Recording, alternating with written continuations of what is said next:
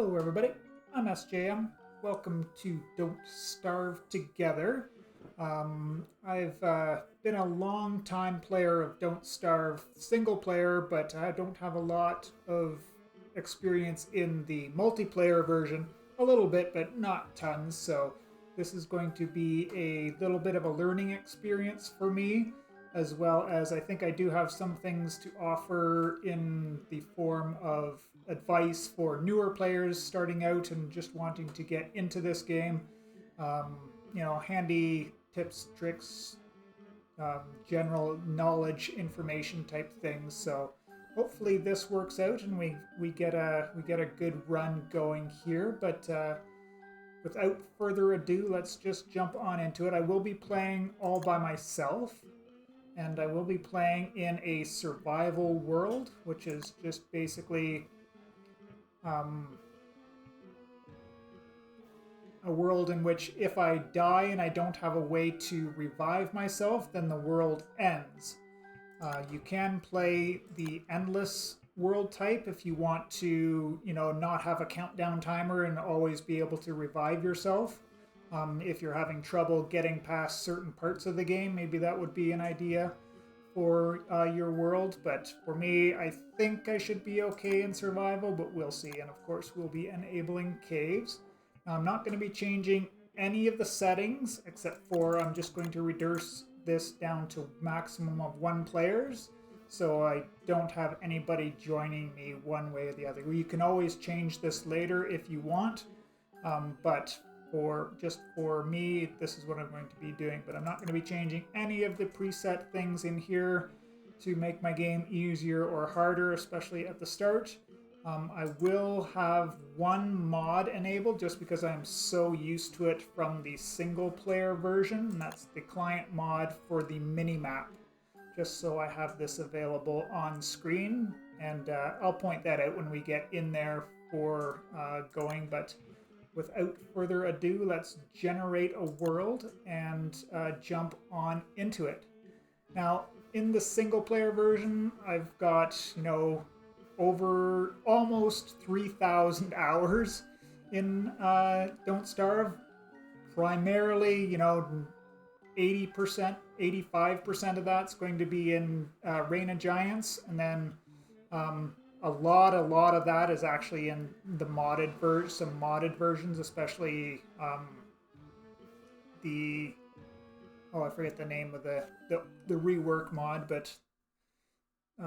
but in Don't Starve Together itself, I only have about 250 hours, the vast majority of which was in early access. So I've picked it up here and there as updates came out, big updates, but I haven't played in a long time, aside from a little bit recently. I started getting back into it, so I know a little bit about it, but there will be definitely some learning from me and things that I don't know about. But once we joining the world, we're going to select the character we're going to play. I'm going to be playing as Wilson, mostly because he is your baseline character without too many special perks and nuances to him.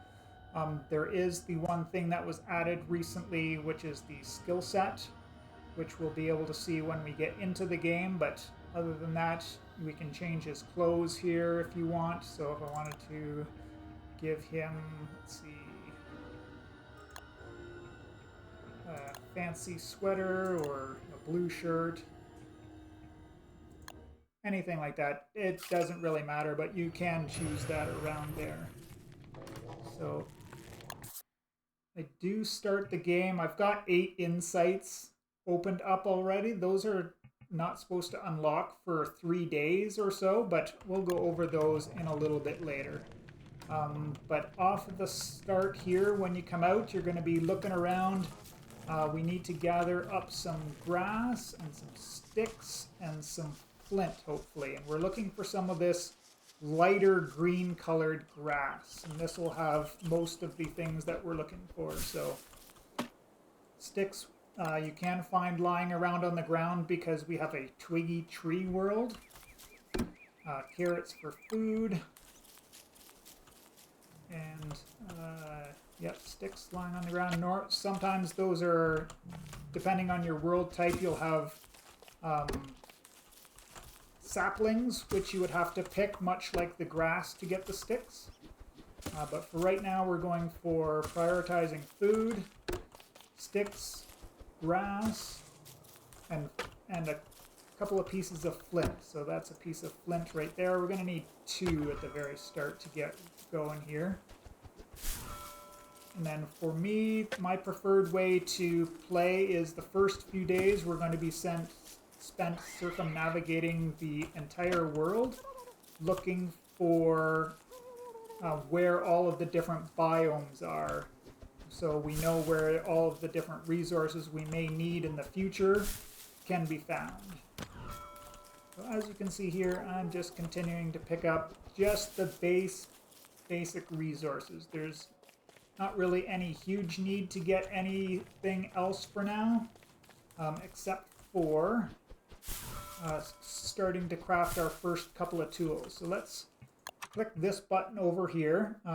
The game auto pause because of it didn't. If you're in a multiplayer, it's not going to auto pause for you, but because I'm local only, then when I'm in menus or if I'm looking at the map, etc., the game will pause for me, so I have time to think. And especially for this video, we can explain a few different things. So I've got a bunch of preset things over here, which I have set up automatically for the first few things that we need while we're going through the world. But to set these up, you just click on something that you would want to craft, like say this hammer here, and then click on the slot. Now that hammer is available in this quick craft menu over here, whereas if you wanted to look at the entire menu, you have to click and unclick this button here. So say we go to an area where I don't have anything,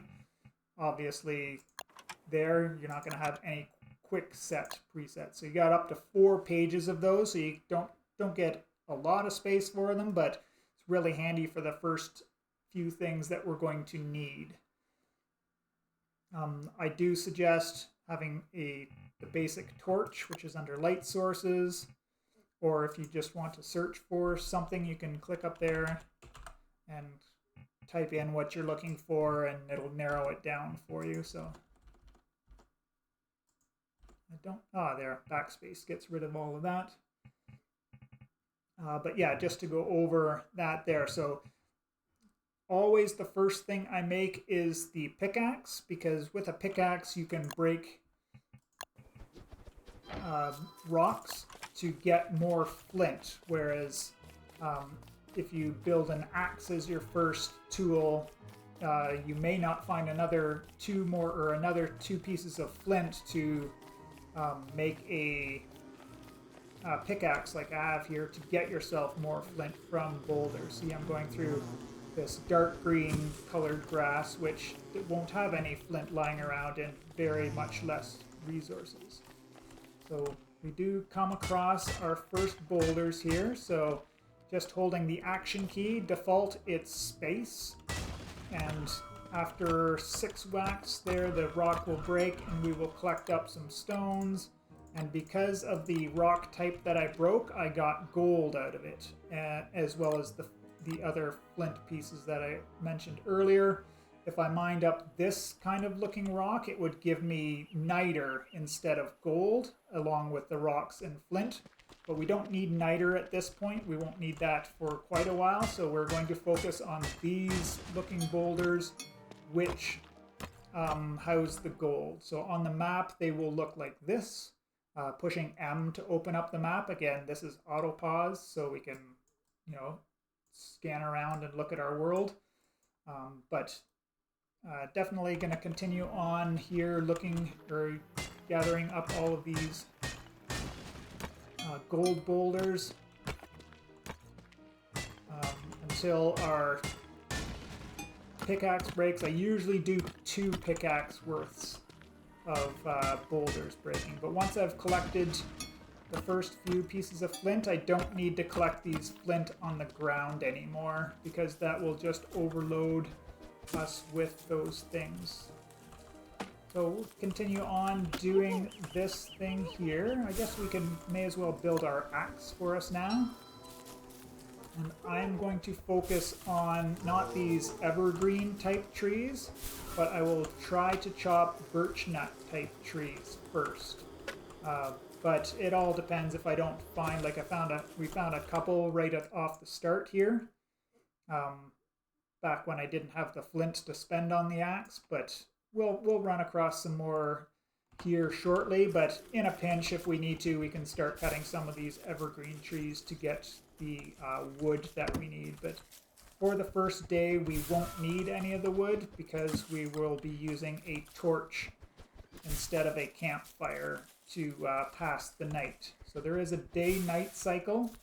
Up in the corner here, you can see we've passed from the daytime into the evening time. So the yellow is daytime, red is evening time, and the dark blue color there is the nighttime. So we will have to survive a night, and the night is very dangerous because there is a monster in the world that will attack you if you cannot see anything. Here we've come across some birch nut trees.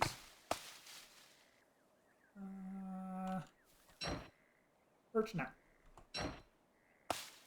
And I always aim for these biggest trees, which are the tier 3 trees, because these are going to give us 2 birch nuts every time we chop one of them down. So I'm not going to bother chopping the medium-sized one or the small ones. I'm only going to go for the big ones right at the start anyways.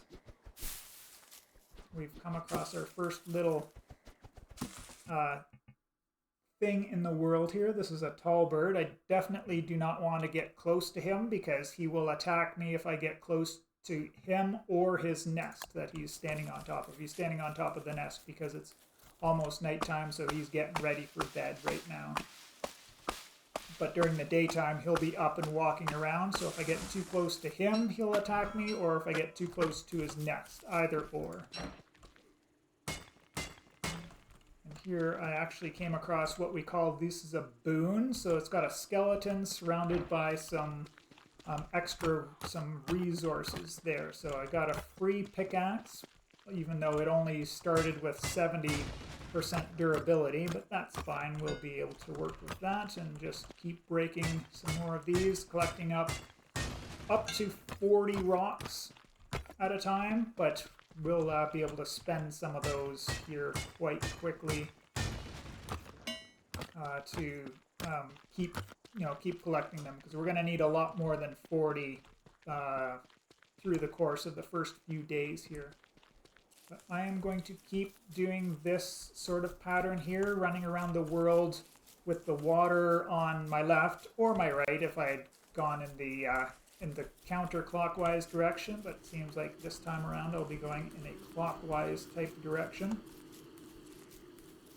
And we can see here one of the primary world generation nuances, or the way the world works. So sometimes these biomes will be attached at a central hub, and there will be biomes coming off like in a star pattern, or sometimes they will chain together in a circular pattern. But it's never, you can never tell which it's going to be until you're actually into the game there.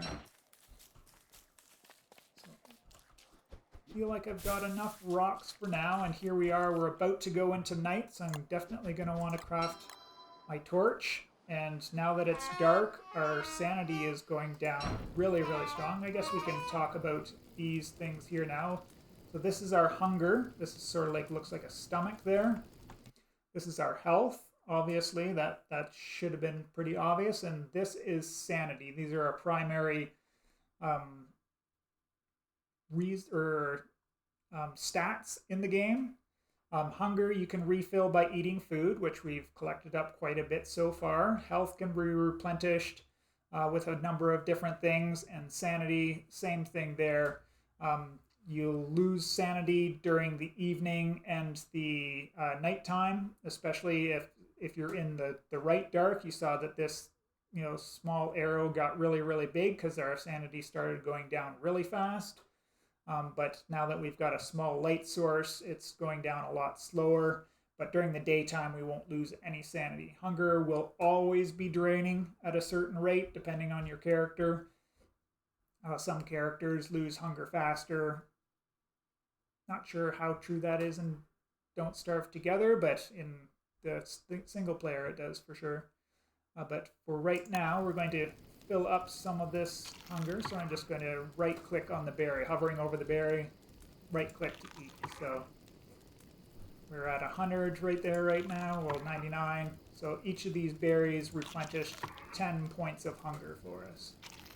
And the maximum here is 150 for this character. All the different characters have different values there. Now this is one of the main things I use the mini-map for, is navigating at night, because you can't see, so far ahead of you. But with the mini-map, I can see a little bit more where I'm going and how much of the map I've uncovered, because I do have a certain amount of OCD about uncovering all the bits of the map. Like I'll have to come back here and uncover this part a little bit later, but that's not a priority for us right now. Priority is to go around the entire world and like I said, mentioned earlier, find where all of the different biomes are and such. Where we can, we're going to pick up things off of the ground because it's just a lot faster, right? Whereas it takes us, 6 hits with a pickaxe to break a rock, but here we can pick up all these stones, all these rocks off of the ground, and it doesn't take any time to do that at all. So where we can, we like to pick up things off of the ground because it's just more efficient with our time. So now that we're getting close to 40 rocks over here, we're going to find a couple of ways to spend them. The first thing that we can spend rocks on would be to make a science machine. That is this guy here, which I've got bookmarked over there. It's going to cost us 1 gold. We have 12 in our inventory, so that's what that means. We have 12 in our inventory. It costs 1 to craft this item here. It's going to cost 4 of our 6 logs and 4 of our 36 rocks. So we can do that. We can build it, and it'll put it on our cursor and tell us to build it. But if we right click while we have it there, it won't place it for us, but the resources are actually still gone out of our inventory, and we have it in a state what we call as pre-built. See how this is blue over here? That means I do have a science machine ready to go, and when I get to a place where I actually wanted to put it down, I just click on this button again, and it will appear back on my cursor, and then I can put it down from there. Now the next thing that I am going to pre-build is a fire pit. There are campfires and fire pits. Fire pits are permanent, so when we build one of these, then we can put it down in the world, and we can always stock it with burnable items to light a fire, which will help us, give us a light source that we can work at night and or just not die to the darkness. So I will also pre-build this fire pit, but you see, because I don't have it set on my bar here anymore, if I wanted to retrieve it, I'd have to go back in here and click on this again to get it. Now I'm out of logs again, but I have taken a good chunk of my stones out of my inventory, but I can just keep picking them up, especially in this biome that I'm in here. We'll have lots of rocks lying around on the ground, so we'll be able to restock up on these rocks fairly quickly here. I'm also a camera spinner, so on the hotkeys, WASD to move around, but Q and E will spin your camera. I always like to be heading up on the camera because our character is actually, you know, somewhat situated. It's not right in the middle. It's a little bit towards the bottom to give you more visibility at the top of the screen. So I always like to be heading that in that direction, just because it gives me more visibility. But I totally understand, especially in a multiplayer environment where you're trying to explain to other people how to go. People who don't spin their camera, their up will always be their, you know, quote unquote north. So it's easier to give directions on how to go places if you don't spin your camera, if you're trying to explain it away there.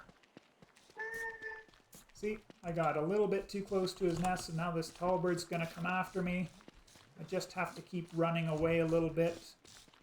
And there, he finally stopped pursuing me, and he'll go back to his place. But I did spot this over here, which I wanted to point out. This is a respawn. So the touchstone, if you die, you can come back and touch the stone when you're a ghost and get reincarnated or, you know, rebirthed. You'll come back without all of your stuff. You will have to go back to your body to collect them all, to collect up all of your stuff.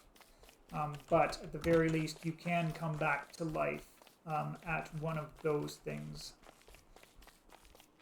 But anyways, that's enough of the initial talking points I have for the beginning. I am just going to continue going around picking up grass and sticks. I usually try to stop around 15 to 20. I don't like to keep more than that in my inventory on my initial exploration, because when we get to the desert, we can more efficiently gather twigs and sticks through tumbleweeds, but we'll talk about that when we get there. But for right now, I'm going to put this on a pause and continue doing my thing here. So I just have to note I used up, you know, 68% of my torch on the first night, so I'll definitely have to make another one to make it through this second night here.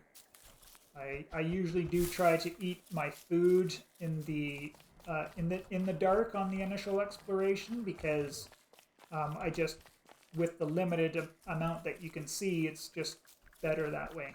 Here's our first enemy of the game. Spiders will attack you if you get close to them, which I'm not going to do.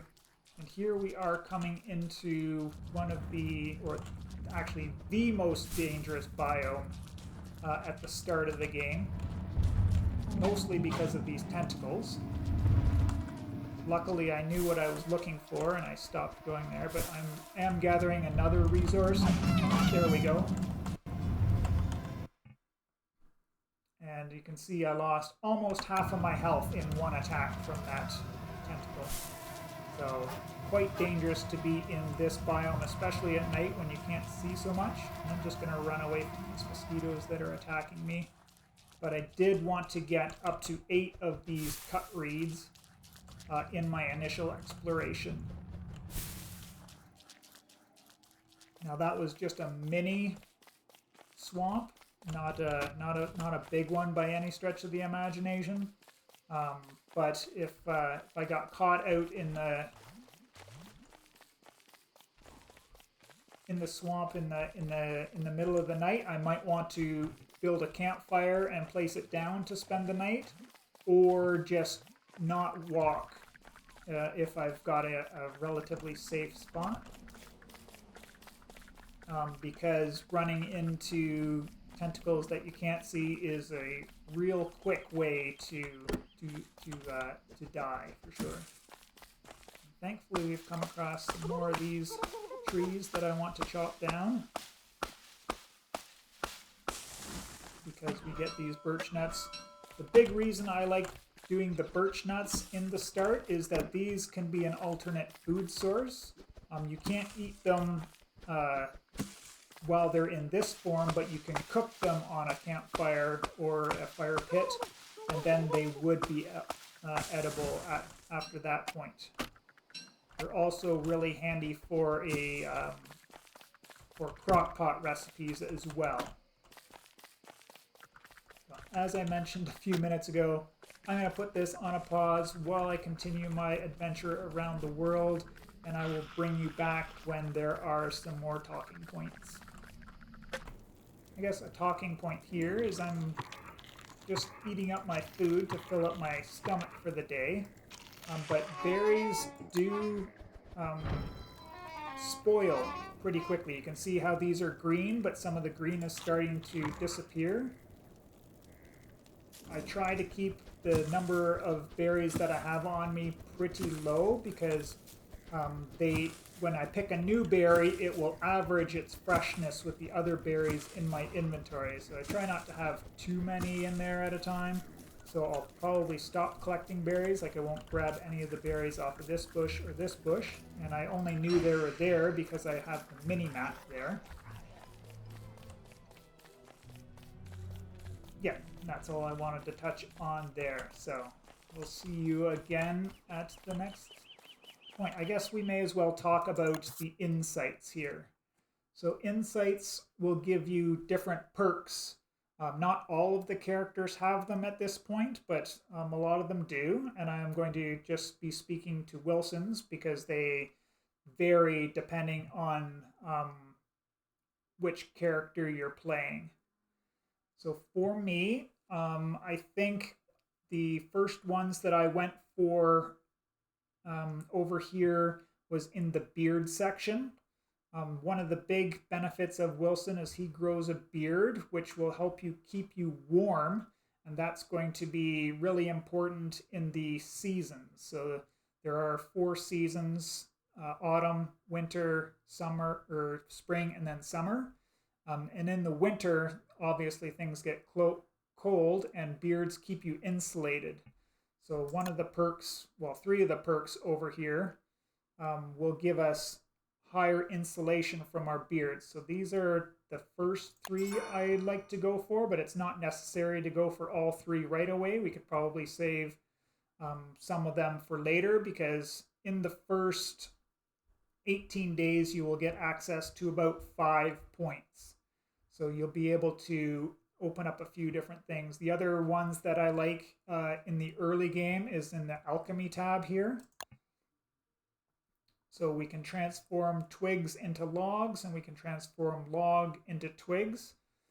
That can be handy in some instances, but not super handy. But the next one here is actually really good for making our food stretch out a little bit longer, which is transforming morsels into meat and meat into morsels. So that's another one that I typically go for there. But the insulation ones I really like. And then the other one, once we have 3 beard skills unlocked, it will give us access to this one, which is beard hair storage, which allows us to stash food in our beard. So the amount of extra storage slots we get depends on the tier of our beard. And as we can see right now, I don't have any beard, so I don't have any extra storage slots, but they will show up over here underneath our stats. Now I have taken quite a bit of damage, so I went from 150 to 82. So I am going to be on the lookout for some foods that can heal us. And the best one in the early game are butterflies. You've probably seen them spawning. They pop out of flowers, much like what that bee just did, although the bee didn't actually spawn from the flower, it came from the beehive. But we will be looking on the lookout for some butterflies here so that I can recover my health. Now, they're a little bit tricky to kill, especially in the earlier game. Oh, hey, here's another boon. This had a bunch of sticks around it and a grass suit. Grass suit is a piece of armor, so it automatically went to our armor slot when I picked it up. This is the lowest tier of armor. It's not super useful, but it's better than nothing, so we will pick it up for now.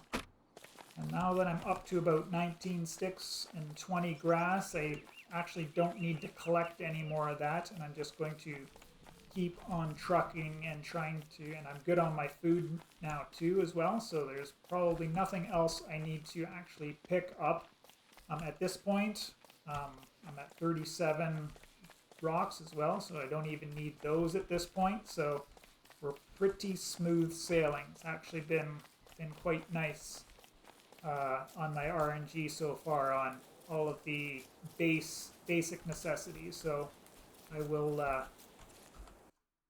keep going on about. Looks like this is going to be the starfish type world generation, where we've got a central hub and each of the different biomes are going to come off of it like arms of a starfish. So that's what I'll be looking out for on the rest of my exploration. You know, I'll come around here, we'll go through this biome, this will probably circle around like this, and then like this, and so on and so forth, but I'll be able to demonstrate that once we do finally get there.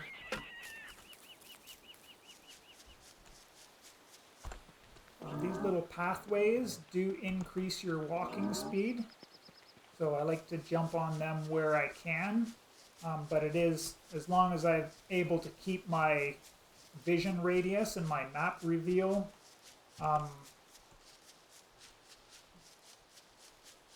okay, like it's not, it wouldn't be, if I knew where the edge of the map was or where the water was, then it'd be okay to pop off a little bit out of range of it. But again, with my OCD, I like to make sure that I keep that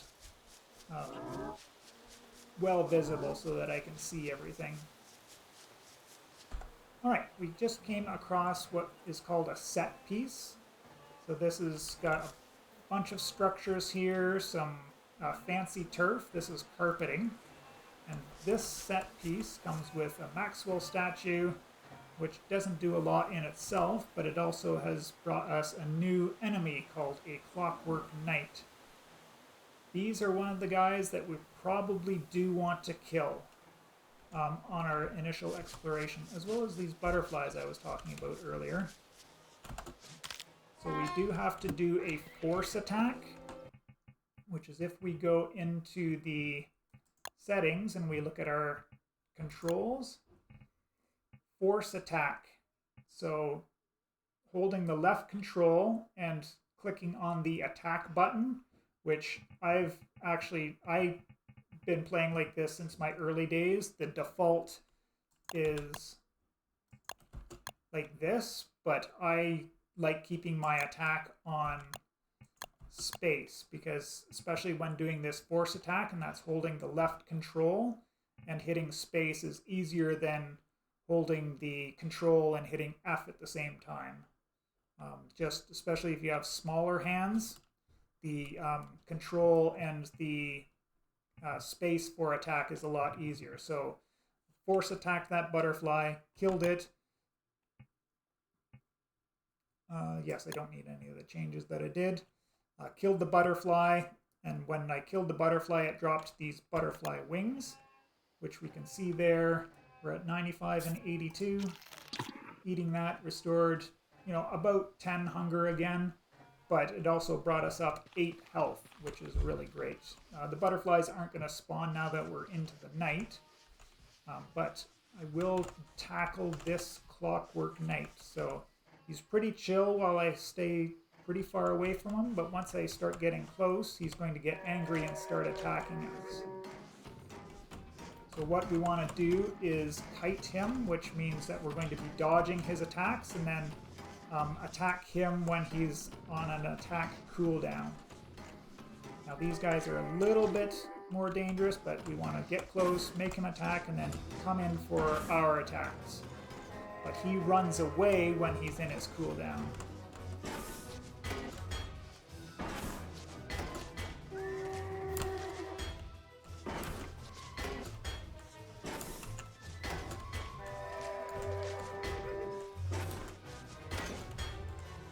I do have a little bit armor, so I am playing this a little bit risky, but I'm also down a little bit in health, so it's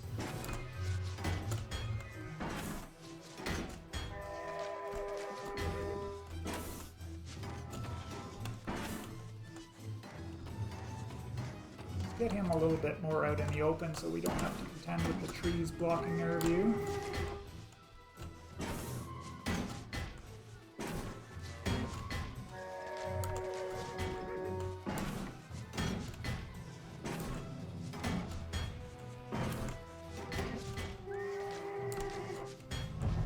Hey, we finally killed him. Now these will drop gears. This is one of the other things that we're really going to need on our initial exploration. Just because when we get to the base building, when we start building our base, we're going to need one of those to build a refrigerator, which helps keep our food fresh. It'll reduce the spoilage or increase the spoilage time on the food, which is why I wanted to kill that clockwork on our initial exploration. Here we've got a big patch of food, and this is actually a pig village. And this is the Pig King. We can talk about that in a later episode, but just wanted to point that out for those people out there that might know what it actually was. And this biome here with the gold-colored earth will have lots of these birch nuts, so I'll be collecting up lots of wood while I'm in here, 1, maybe even 2 stacks of wood.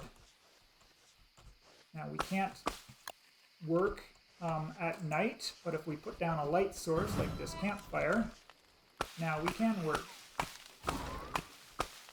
And that is one of the things. So they've got 3 growth stages. The small, well, there's more, but there's a baby version, then the small, then the medium, then the large. Sometimes while you're chopping a tree, it will change its growth stage, and you lose all the progress that you had going on that tree before or while you were chopping it earlier. Just staying on the outskirts of this fire, we can see how that's bouncing up and down, but if we stay in this dark for too long, it'll tell us it's so dark, and then we'll get that big nasty noise.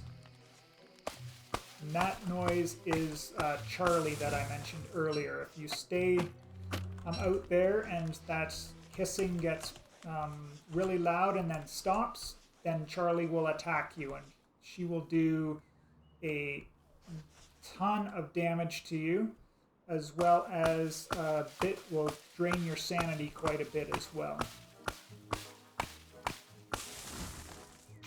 I forgot to eat during that last night because I was talking so much, so let's just do that now.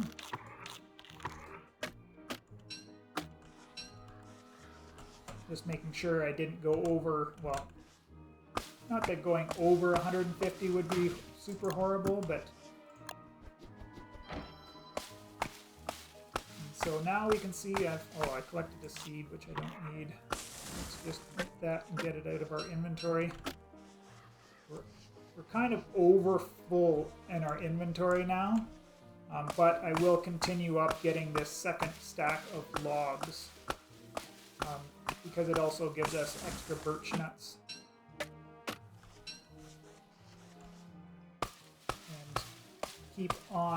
Keeping on, and I will continue my journey. After I have this, we'll be pretty much set on all of our basic resources and pretty much ready to settle down. But I do like to know the outlay of the whole world before I actually settle my base. So I will continue doing that and bring you all back when, well, I think there's a couple more talking points to do, but for the rest of this run, it's pretty much just running around the world, making sure that when I get lower on my berries or my carrots, that I replenish them as well. And one more tree here and we should be good to go, and I'll be on the lookout for more butterflies to try and replenish my health back up as well. But not a lot of flowers in this biome, so there's one there, one there. Oh, there's a butterfly that just spawned. Now the hardest thing when they're flying is killing them. So you pretty much want to wait until they stop and flutter about, and then you can approach them and kill them relatively easily. Get back over to our edge so that we know where we are. And yeah, we'll be back in a few minutes. This is another set piece here. I know that it's got some kind of function because it's got a clothes mannequin. If I click on this, I will swap clothes with it. A doll costume and a doll mask. And it's got a playbill, and I think it's associated with the bird dude that was hanging around at the spawn point. But I'm not too sure, so I'm leaving that alone for now. So this is a walrus camp. This will spawn a mini boss in the winter time, which we can come and kill for some nice loot. But up at the top here, we talked about insights a little bit. This is the scrapbook. This can give you extra information about things that we've seen in the world. So I've seen red birds coming down, land, take off again. We can get a little bit more information about all the different things that we've seen in the world. So it's got 25 health and rots in 5 days. Not sure what that means. And then all of the items that are associated with the red bird. So this thing, which is actually a bird trap. This is a morsel, a cooked morsel. This is the regular morsel. So maybe killing a bird will give us one of these morsels. Grass, flint, and sticks are all associated with red birds in some way. This thing, which is a bird cage, seeds, and then something unknown, which we don't know about. And then little quotes. So Wilson's quote, if he inspects a red bird, he will say, does that mean his winter is gone? If we inspected that as this character WX78, he would say, greetings, redbird. But just wanted to point that out. So there's creatures, the giants, items, food, things. There's lots of information in here if you wanted to know more about all of the different stuffs and things that you find around the world. Then the last thing up here is this present looking thing. It says requires more science. So if I had a science machine on the ground and I stood close enough to it, it would light up and I would be able to click this button and I would get a cosmetic reward for that. Spiders are attacking me, run away. It can be a little bit dangerous running around at night, but I'm a pro at this, right? So we can get away with it. Now that we are here on night 4, we can see our sanity is actually starting to drain down quite a bit, and we will probably need to look at recovering some of that here pretty soon, and I'll probably do that at the end of the next day. But I wanted to talk about sanity for a couple of minutes. So things that can increase our sanity, certain foods. So usually they are cooked foods. Oh boy, oh boy, oh boy. We almost ran face first into this clockwork rook, which is actually quite dangerous. So it's luckily that it turned daytime when it did. But he's guarding another boon over here, which has got another pickaxe and some marble sticking around there. But if I wanted to get close enough to get that, then I would actually aggro him and be in danger. So we're not going to go anywhere close to this clockwork because his kiting pattern is quite difficult and will be easier later when we have better armor and weaponry and speed, most importantly. It has started to rain here, but we were talking about sanity. So we're at 102 sanity. One of the main early game ways to recover sanity is to pick flowers.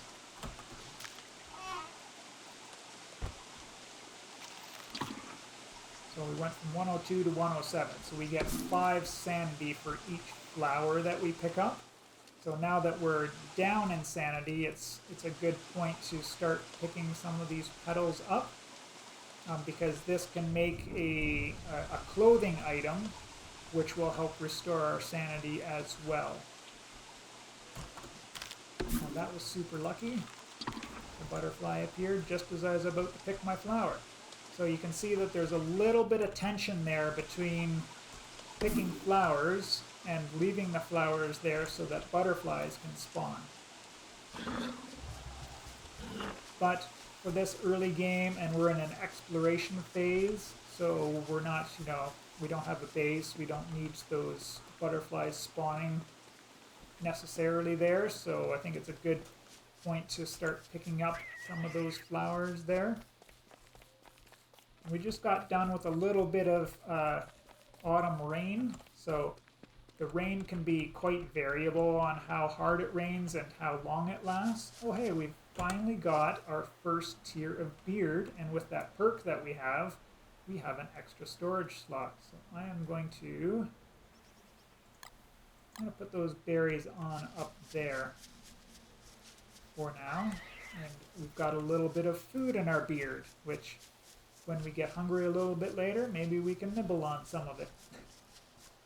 I love some of the flavor in this game is just glorious. But we may as well talk about this, these flower petals that I was picking up to help regain some of my sanity.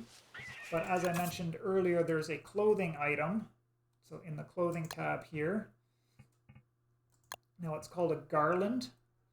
So what we can do is once we have 12 petals, we only have 4 right now, so we can't build this, but once we have them, then we'll be able to build the garland. It's a head item, so it would go in our head slot there, and that would help restore sanity at a certain rate. I don't have the numbers off the top of my head, but that will, help restore sanity during the daytime, and it will lessen the negative effects on our sanity during the evening and nighttime. Now, one thing with Wilson's beard storage is that the berry I just picked didn't automatically go into my beards there, but I can just shift click it there, and now the berries went from that yellow, which it said they were stale. So there's 3 stages, 4 technically, I guess, of spoilage to the food. So there's the green, which is good, the yellow, which is stale, and red, when it gets down low enough, it will go red, which is called spoiled. And then once they lose all of it, and there's no more color in there at all, then they turn into rot.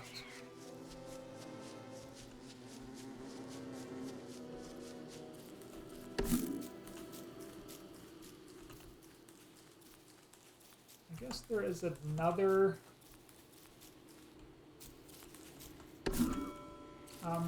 sanity increasing piece of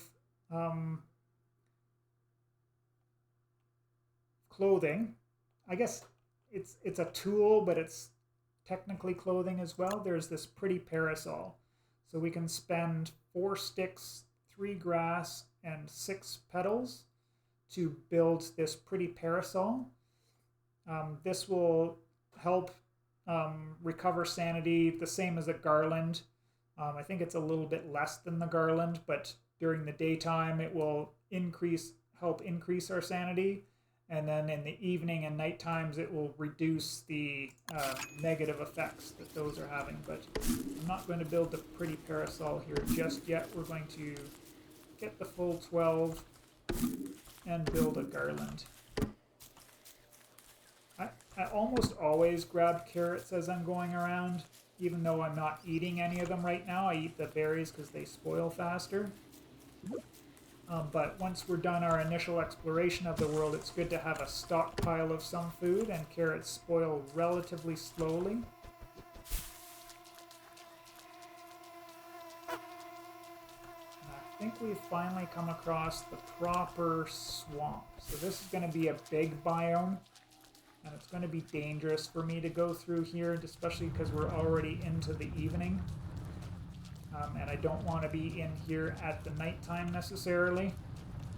But in the sake of efficiency, I am going to risk it for the biscuit, as they say, and just try and get through it as unscathed as possible. I also do have the grass suit for a little bit of armor. Oh, here's the mer person, which I don't want to attack, but if we got too close to his leaky shack, then he would attack us. He would aggro onto us, similar to the way the tall birds would attack us if we ran into them. So now that we're in this desert biome, we will start seeing tumbleweeds. Now we're in the round cactus desert. There's two different kinds of deserts. The other kind of desert doesn't necessarily have the tumbleweeds. Now we've picked 3 tumbleweeds, and we can see that we get 3 things out of the tumbleweeds. Most of the time it's going to be grass and twigs. And this is the reason why I limit the amount of grass and twigs I gather while I'm going around, because in the same amount of time that it took me to pick 1 piece of grass, I got up to 3 grass and twigs. So it's a lot more time efficient to pick tumbleweeds. And we also have the possibility of finding other more rare resources in the tumbleweeds as well. But generally I like to try to pick as many tumbleweeds as I can on this initial exploration, because that's a just more efficient way of gathering twigs and sticks, or sticks and grass. Alright, we're back into another night, so what I am going to do is I'm going to be putting down my science machine. I am going to build a campfire here as well, so I don't need that torch anymore. The main way in the very early game that I use for restoring sanity, see we're down to 134 again, is by prototyping new builds with your science machine. So now that we have a science machine and we're standing close by it, a whole bunch of different build options have opened up to us. So whereas before, without any science machine, we had access to just the tier 1 scientific things, simple things like a whirly fan, or a pretty parasol, or a garland, or a straw hat. But now that we've got this opened up, we have access to some of the tier 2 items, things like sewing kits, backpacks.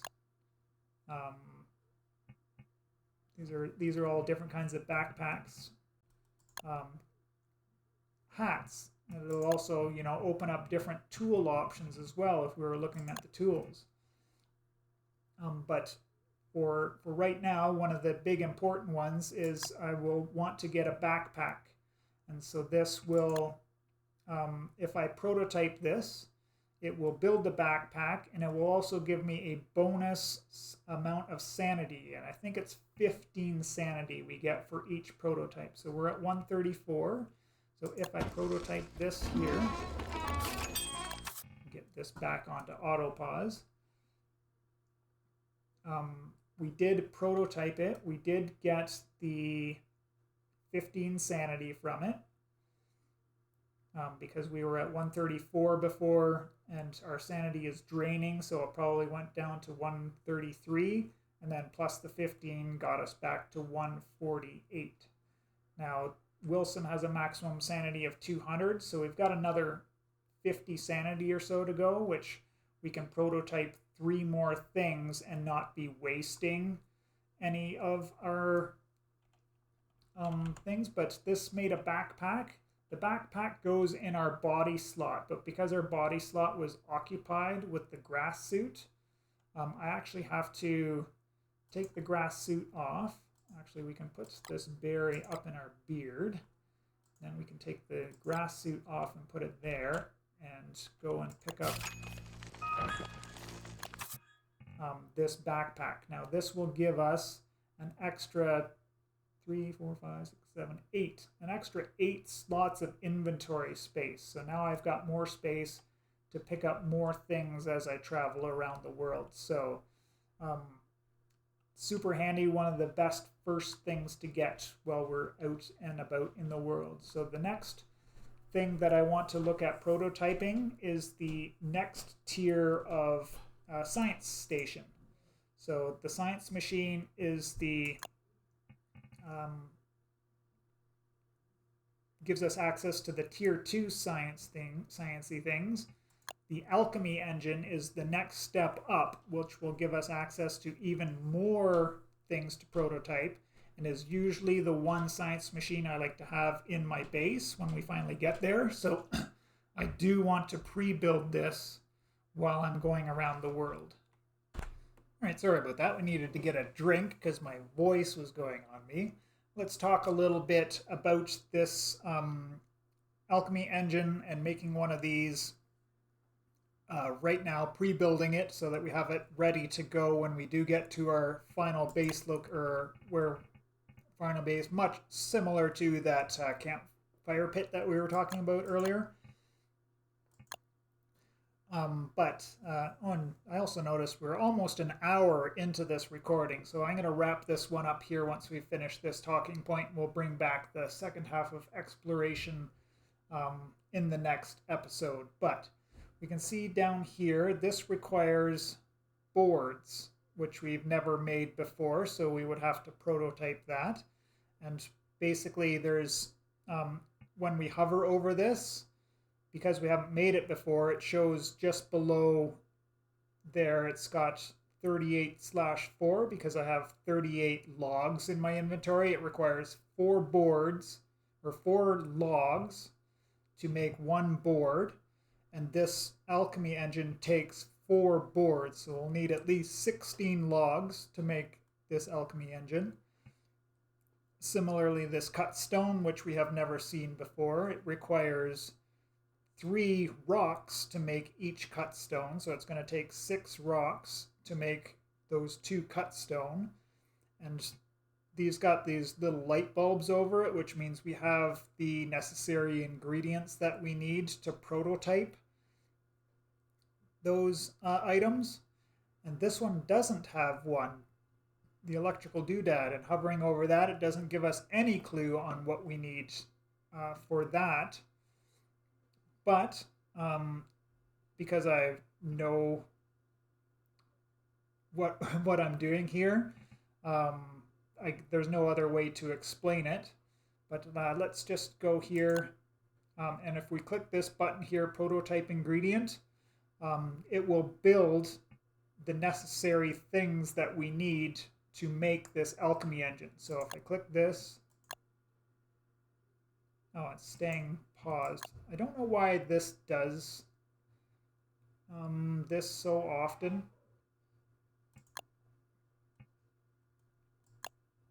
Like I'm pushing the left click to prototype and it's not doing it. So maybe because I'm on the auto pause.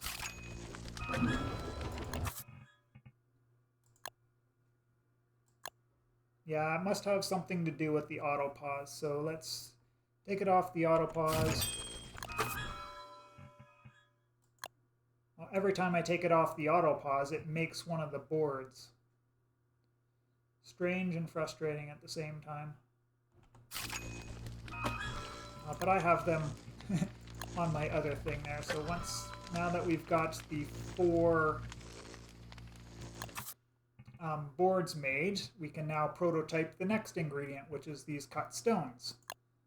So I click that button, we'll unpause it, it's going to make a cut stone. So we need 2 of these cut stones. Then the last thing we needed, actually now all of a sudden there's a little light bulb there, and it's got 2 things below, which tells us this electrical doodad requires 1 piece of cut stone and 2 pieces of gold.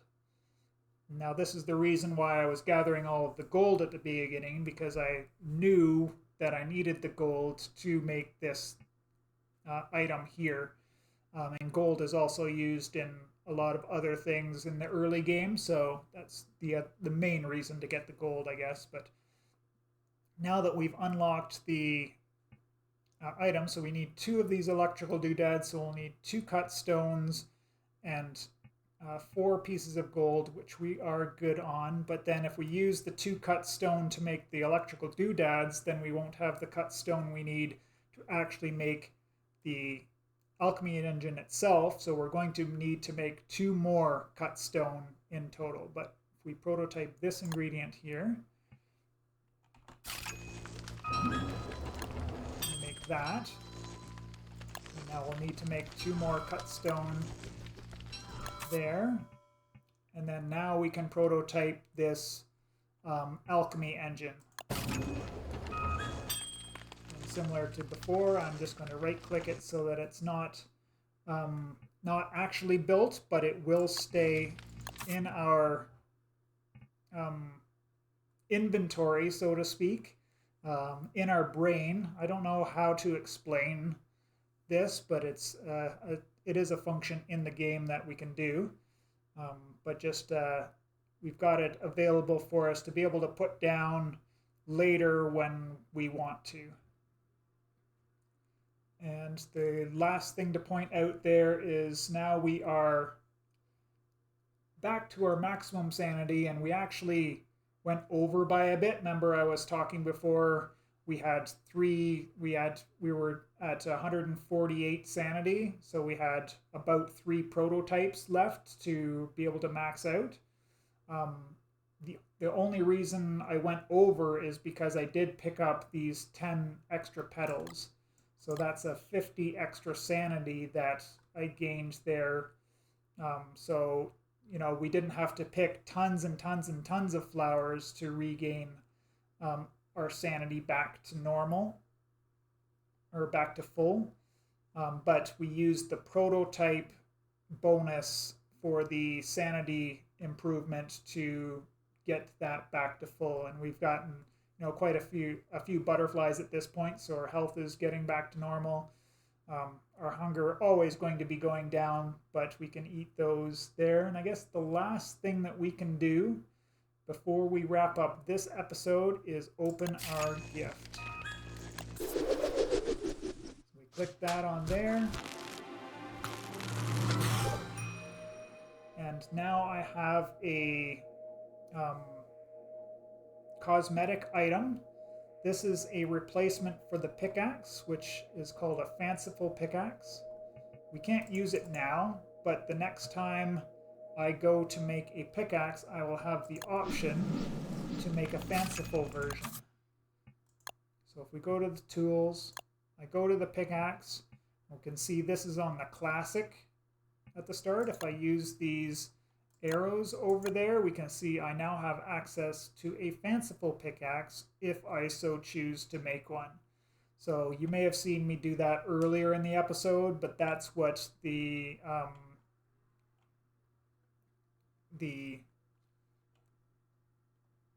oh geez, it's left my brain now. The cosmetic items are all about. You can also change it. It also has a chance to give you different clothing, which you can change as well, usually at the beginning of the game, but there are items in the game that you can use to change your look if you want to. But anyways, at this point here, I'm going to wrap up this first episode, as I've rambled on long enough. Off camera, I will continue to explore around the world, and we will come back next episode to talk about the choice of base location and what to do once we've settled down, so to speak, and building our base. So I hope you all enjoyed this. I started my YouTube with Don't Starve content and strayed from it over the years, but we are back. Actually, I started content creating with streaming on Don't Starve, and then got into YouTube doing mostly Minecraft stuff, and now I'm kind of coming back to some Don't Starve with the DST I hope you all enjoyed, but yeah, enough of the end of episode rambling. I hope you all enjoyed. I appreciate you for checking it out, and we will see you in the next one.